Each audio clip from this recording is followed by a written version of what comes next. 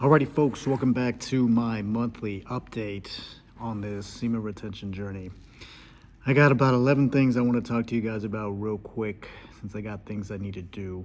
But nevertheless, very important moments in this journey where I've noticed a shift and a change to how I would have responded to certain situations the old way versus who I am now, and curious to how I will respond in the future as I continue to retain.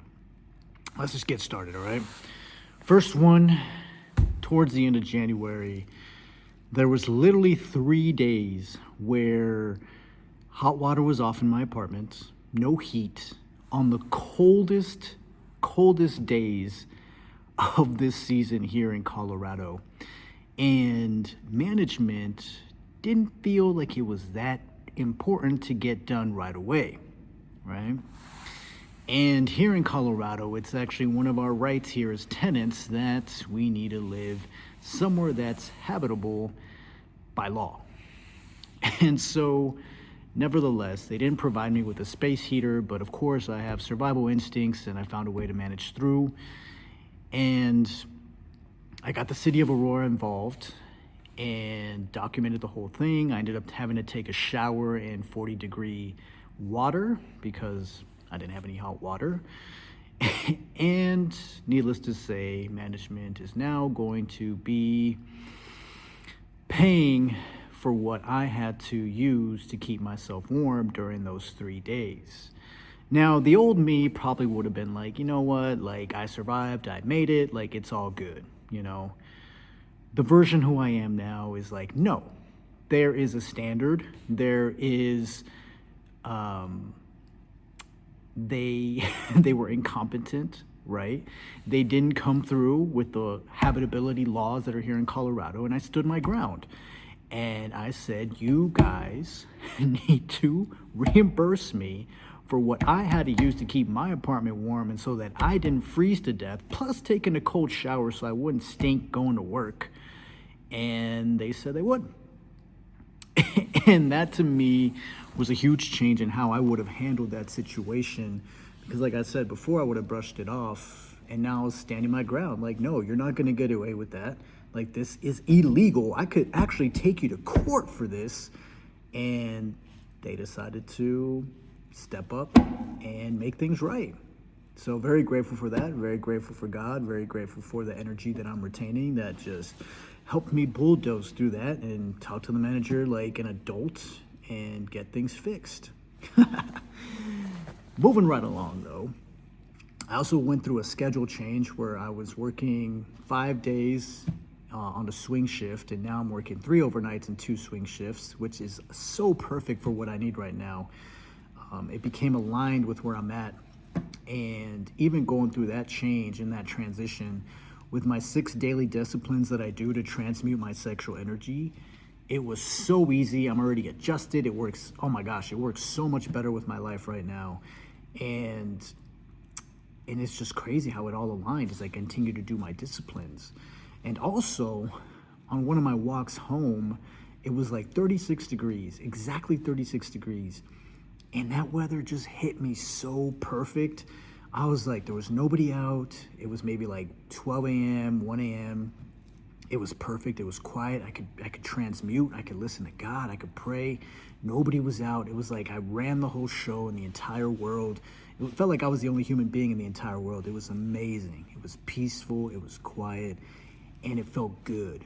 You know, I wasn't hot. I wasn't cold. It was just perfect. And the number 36 degrees, it hit right, and it still hits right. Every time it's 36 degrees, I feel amazing. And that's another change I've noticed, you know, in my body. My body definitely craves more cold weather just to regulate that sexual energy. But it's crazy how that number just stuck out to me on my journey so far. So we'll see if that changes or not. Another one too is as we went through this schedule change, we had to find someone to take over the swing shift, which I was moving away from. And funny enough, this guy, this security guard that they were talking about before, they were hyping him up so much just because he fixed some door, like with a screwdriver. And I'm like, okay, like that's not that impressive. But they were hyping him up way too much. He's an older gentleman, and I already knew off the bat, I felt it in my spirit, like this guy's gonna be so insecure when him and I first meet, right? And so we meet for the first time, and something in my spirit was like, get ready, he's gonna try to like dominate the handshake, right? And so literally he does this. So I go to shake his hand, right? I go to shake his hand, just normal, firm, normal handshake, and he grips it. And I'm just like, dude, are we doing this little dance right now? And I'm like, all right, I gotta stand my ground. And out of nowhere, I feel my sexual energy just come over me and be like, like just clamp on his hand. And I'm like, I'm not letting you fucking do anything to me right now. And then like, he saw that I could handle his grip. And then he started shaking me. And I'm like, nah, bro, we ain't doing that. So then I started shaking him too. And then that's when he stopped. He like let go of my hand. And I'm like, bro, come on now. Like, grow up. But even then, he didn't stop, right? He felt like maybe because he had almost 30 years of experience in security, like he had something on me. I'm like, bro, first of all, just because you have that amount of experience doesn't mean you're fucking competent, And so as soon as we left the office, he tries bossing me around. He tries telling me what to do. And then again, I had to shut it down. I'm like, bro, that's not how we run things here. You're new to my company, bro. Your other companies ran stuff differently. Like, we run shit differently here. And then that just kind of like settled him down, And then for the whole 8 hours that I had to train him, he was rambling on and on and on and on about all the things he's accomplished in life. And I'm like, bro, I really don't care. Like, that's your life. That's your business. And in that moment, something clicked. I'm like, dude, this guy is so insecure. Like, people that you first meet that gotta brag about, or not even brag, that just have to talk about everything they've done in life. Like, they're all performers. They're all insecure. They all need validation. And in that moment, something clicked. And I was like, yeah, no, this ain't for me, I was like, this guy is not everything that like people hyped him up to be. Like, just because he fixed the door, and he didn't meet my standard, and I could tell he felt that, and made him insecure, and that's his own problem, not mine. And moving right along though, so that same night, right, I'm walking home at midnight, and it's like a Friday night, and I'm turning the corner, right? I'm turning the corner to go catch the light rail. And out of nowhere, these two girls come out. And of course, they're like chi-chis, and their butt cheeks are all hanging out. And I'm like, oh my gosh, like, I don't want to see this right now. Like, this is trash. Like, that level of woman just disgusts me now. And as I turn, they see that I make a face like, ugh, like, this, I don't want to see this, And I have my headphones in, so I couldn't really hear them. And in the back of my head, I was like, man, why can't they just move? Because they're not walking fast or slow. They're just there, and they're in my fucking way. And so I think one of them felt it. So then she like kind of like grabs her friend and like pulls her to the side. And I didn't really hear what she said, but it sounded like she said, hurry the fuck up, and like walk past us. And like I said, I don't know if she actually said this to me or not, but like I kind of heard it, but kind of didn't. And as I'm walking, right, and I'm like thinking in the back of my head, like, thank God they moved, I hear her say that, and I don't know what came over me, like the sexual energy just came up, and I was like, looked her dead in the eye, right? I looked her dead in the eye, I was like, don't tell me what to do. And then she just froze, right? She just froze, and like she shut up. Her friend was like, oh, kind of like he put you in your place type look. But I just kept walking, right? I didn't move my pace, I just kept walking, right? And in me, I was like, yeah, like, who the fuck is she trying to tell me what the fuck to do? You know what I mean? And then, like, when I got to the light rail, I was like, wow, did I really just say that? And I'm like, yeah, I guess I did. So then I just laughed about that whole situation. I was like, man, the small little changes that you see in your personality as you continue to retain is just hilarious. But nevertheless, it's fun to document. But moving right along, another thing that kind of came up, which was very, very difficult for me to process, but I still got through, was energy surfacing up, especially around the eclipse this month, which made sense. I mean, I was releasing so much energy. I got triggered from the moment I was born to the time I was 13, which was when my mother passed away, and afterward. And I just had to deal with all these emotions of reliving my life when my mom was alive, everything she did for me when I was growing up, how she died, how I processed the grief, what happened afterwards, and just the whole story. Like, I literally was like breaking down in emotions, and I had to relive all of that, you know. But I also was dissecting everything from every different angle, and I learned so much that I didn't even realize that was really going on underneath the cover, so to speak, underneath just this blanket, you know. Now that I can see it from a higher perspective, I'm like, oh my gosh, like everything just makes sense. Like my whole life just makes sense the way God's been predestining it, so to speak, or how he's planned it. It all just makes sense. But nevertheless, it was very painful. I had to endure, like I said, a lot of emotional trauma that I was hiding underneath so many layers of pain. But we finally got through it, right? And also, around that same time, I also realized that I want to wear black suits, something about just dark colors like black, navy, charcoal. I just want to have like a uniform that I wear every single day. I don't want to have to think about what I'm wearing. I just want to have like a closet full of like the same like suit, the same uniform, and then just rock that every day and not have to think about it. And that was just funny to me because I never would have thought of that, but I'm like, it's efficient. I'm like, I'll eventually get there. There's a few things that I'm waiting on for that, but yeah, it makes life easier, at least for me in my journey. And on top of that, I also built my own gym because I've already been outgrowing all the gyms here in Colorado.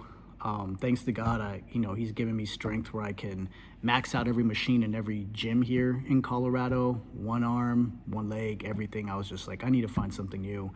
And it's funny how at the same time, I've been outgrowing, I don't even like going to gyms anymore because there's so much of that fake like gym culture where like people are trying to impress each other or need validation, and I just don't need any of that. I've outgrown it, and it just kind of disgusts me, honestly, at this point.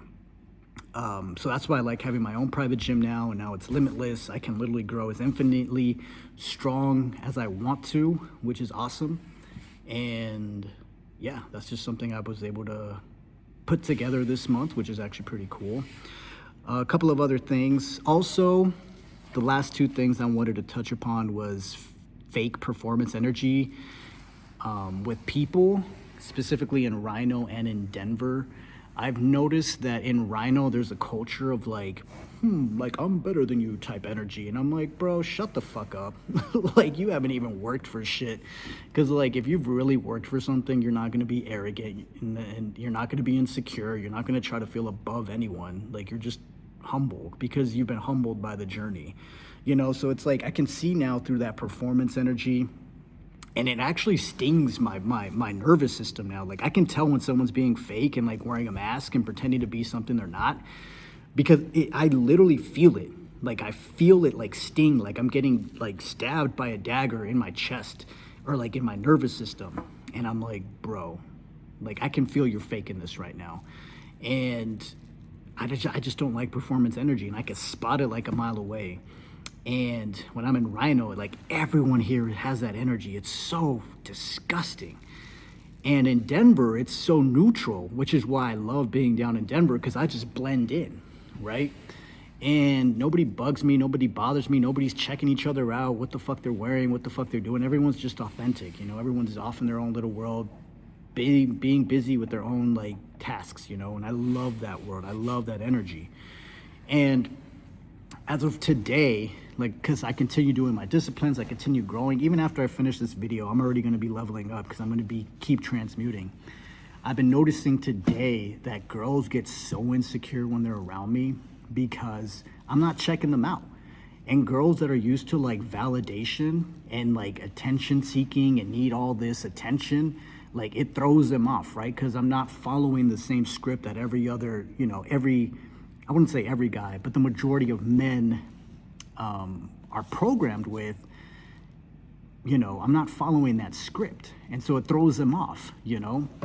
I'm not out here chasing them. I'm focused on my task. I'm not focused on anyone else. I don't care about these social cues and all this shit. Like I'm focused, bro. Like if you have nothing to do with my mission, you're like an NPC in the background to me now. And it's funny, but it's true. Like if you're not a part of the mission, I feel like I'm a GTA character. Like, all right, you're just background noise. Like, let me continue on my mission, you know? And girls are picking up on that a lot now. And it's just funny, you know? Like, I'll be sitting there on my phone, and like, if I don't pay them any attention, like, I just feel it. Like, they like take a double look. I'm like, because I can feel their energy. And I'm just like, bitch, leave me alone. Like, I don't fucking need you. And like that bugs them. At least the ones that need validation, that really bugs them. Because there's some women that are just like super chill. Like if they're grounded like you are, they just let you be, or they're attracted to you. But like either way, like I'm busy. And that's just the phase that I'm entering in now, that I'm noticing is, yeah, I'm just task focused. Like I don't got time for all this BS. Like I don't got time for NPCs. I don't got time for nobody. If you're not aligned with God's will for my life, like I just don't got time for you. And people feel that. And so, yeah, I just wanted to share that. Those main changes that I've seen, a couple of stories, things that changed, how I would have reacted before and now. And I guess we'll just see what happens moving forward. So just wanted to share that with you guys. And yeah, I guess if you're on this journey, keep moving. Yeah, we'll see. I'll catch you guys next month, and take it easy. Peace.